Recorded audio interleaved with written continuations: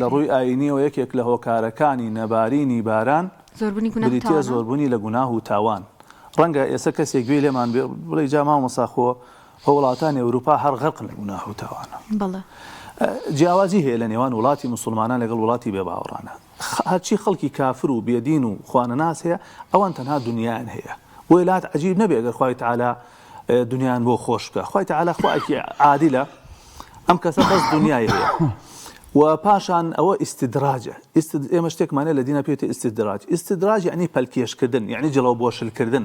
ئەمانە خوای تەعالا جڵەویان بۆشلەکە چونکە خواناناسن، چونکە بێدینن، ڕۆچوون لە گوناه و تاوانە. خوای تەعالا جڵەویان بۆشلەکە، ژیانیان بۆ خۆشەکە تا زیاتر ڕۆ بچن لەناو گوناه و تاوانە. بەڵام بەنسبەت ئیماندارانەوە بەڵێ خوای تەعالا فەرمێ ولو أن أهل القرى آمنوا واتقوا لفتحنا عليهم بركات من السماء والأرض.